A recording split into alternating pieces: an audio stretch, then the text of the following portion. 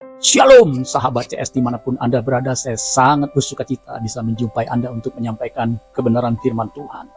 Kebenaran firman Tuhan pada kesempatan kali ini berjudul ditebus untuk menjadi saksi. Siapa yang ditebus untuk menjadi saksi? Ini pertanyaan penting saudara sekalian. Apakah ini masih berhubungan dengan renungan minggu lalu? Masih. Minggu lalu kita tahu kita ini berharga karena sudah ditebus oleh darah Yesus yang kudus. Bukan dengan barang yang fana, perak atau emas, tapi darah Yesus yang mahal itu. Nah, kesempatan kali ini kita bicara soal ditebus untuk menjadi saksi. Beberapa minggu lalu kita sudah bicara orang yang ditebus pasti dibentuk. Dibentuk untuk apa? Untuk menjadi saksi Kristus. Sebelum saya melanjutkan, bagi saudara yang baru pertama kali menyaksikan tayangan ini, saudara langsung subscribe. Subscribe itu gratis saudara. Jangan lupa tekan tombol lonceng notifikasinya, supaya setiap kali saya membuat video firman Tuhan, saudara yang pertama kali menyaksikan. Terima kasih untuk dukungan saudara yang sudah menyaksikan tayangan ini. Saya percaya kita bisa bertumbuh bersama dengan firman Tuhan yang saya sampaikan. Ditebus untuk menjadi saksi. Yesaya pasal 43 ayat 1 dikatakan begini. Yesaya 43 ayat 1, tetapi sekarang beginilah firman Tuhan, firman Yahweh, yang menciptakan engkau, hai Yakub, yang membentuk engkau, hai Israel. Bukan satu kebetulan, narasi di sini menggunakan Yakub dan satu lagi Israel, menunjuk orang yang sama.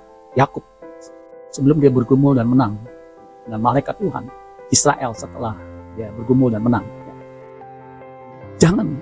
Janganlah takut, sebab aku telah menebus engkau. Luar biasa ya. Aku telah memanggil engkau dengan namamu, engkau ini kepunyaan. Jadi orang yang ditebus saudara sekalian, itu sebenarnya dibeli dan harganya sudah lunas dibayar. Ya, kalau kita baca tadi, saya sudah singgung, ya, 1 Petrus 1 ayat 18 sampai 19. Dikatakan begini, sebab kamu tahu bahwa kamu telah ditebus dari cara hidupmu yang sia-sia, yang kamu warisi dari nenek moyangmu. Itu bukan dengan barang yang fana, bukan pula dengan perak atau emas. Ayat 19, melainkan dengan darah yang mahal, yaitu darah Kristus yang sama seperti darah anak domba yang tak bernoda dan tak bercacat. Jadi darah Yesus itu mahal, makanya kita ini berharga di mata Tuhan karena ditebus oleh darah yang mahal. Otomatis kita berharga saudara sekalian. Paulus pernah mengatakan hal yang senada di 1 Korintus 6 ayat 19. Atau tidak tahukah kamu bahwa tubuhmu adalah bait Roh Kudus yang diam di dalam kamu? Itu jelas ya. Kita yang sudah ditebus oleh darah Yesus, tubuh kita ini bukan milik kita sendiri lagi, tapi menjadi bait Allah di mana Roh Kudus diam ya. Jadi jelas Roh Kudus yang diam di dalam kamu, Roh Kudus yang kamu peroleh dari Allah. Jadi waktu kita percaya Yesus, Efesus 1:13, kita dimeteraikan dengan Roh Kudus ya. Sehingga Roh Kudus itu diam di dalam diri kita, bahwa kamu bukan milik kamu sendiri karena sudah ditebus, sudah dibayar. Ayat 20, sebab kamu telah dibeli, sama ini dibeli, ditebus ya, dan harganya telah lunas dibayar. Tetelestai, lunas dibayar di kayu salib oleh Yesus Kristus, oleh kematian Kristus di kayu salib, maka kita menjadi miliknya, sudah ditebus. Karena itu, setelah kita ditebus, karena itu muliakanlah Allah dengan tubuhmu. Jadi bagaimana kita bisa menjadi saksi? Dengan memuliakan Allah. Memuliakan Allah bagaimana caranya? Dengan menjadi saksi Kristus. Nah, kalau suruh baca Yesaya 43 tadi ayat 1 itu bicara soal Lembaga Alkitab Indonesia memberi judul Allah adalah satu-satunya penebus. Ayat 1 sampai yang ke 7. Nah, ayat yang terus kita baca strukturnya mulai dari ayat yang ke-8 sampai ayat yang ke-10, ayat 12, itu Lembaga Alkitab Indonesia memberi judul Israel sebagai saksi Tuhan. Nah, saudara dan saya adalah Israel rohani yang juga mengemban tugas untuk menjadi saksi. Sebagaimana ketika Yesus naik ke surga, kemudian 10 hari kemudian dicurahkan Roh Kudus, di situ ada amanat agung. Pergilah, jadikanlah semua bangsa muridku. Itu jelas amanat agung. Nah, sebelumnya yang sama, tapi kamu akan menerima kuasa kalau Roh Kudus turun ke atas kamu, dan kamu akan menjadi saksiku di Yerusalem dan seluruh Yudea dan Samaria dan sampai ke ujung bumi. Jadi kita mengemban amanat agung menjadi saksi. Nah, kita baca ayat 10, Yesaya 43 dikatakan begini, kamu inilah saksi-saksiku. Jelas kita ini saksi-saksi Tuhan.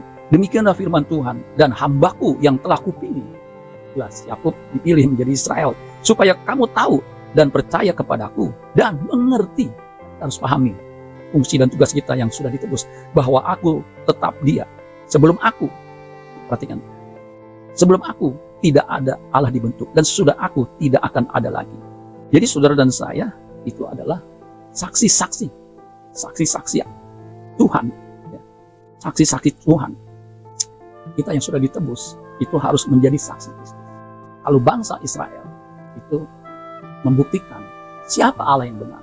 Allah yang benar adalah Elohim Yahweh, Allah Abraham, Ishak, dan Yakub. Itu Allah yang benar.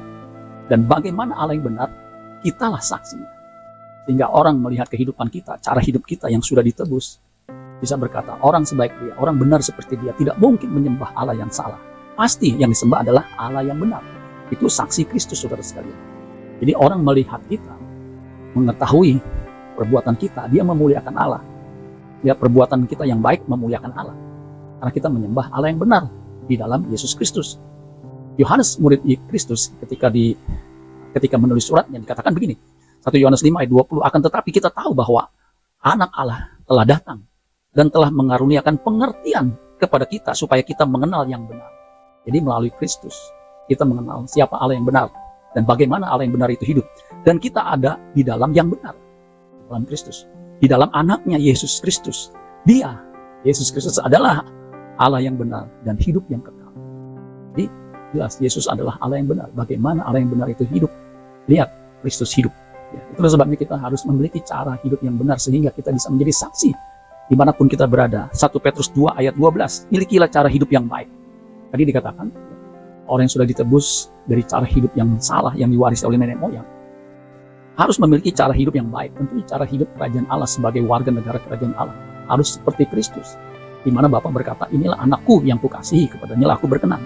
Jadi milikilah cara hidup yang baik di tengah-tengah bangsa bukan Yahudi, supaya, perhatikan tujuannya, apabila mereka memfitnah kamu sebagai orang durjana, mereka dapat melihatnya dari perbuatan-perbuatan yang baik dan memuliakan Allah pada hari Ia melawat mereka.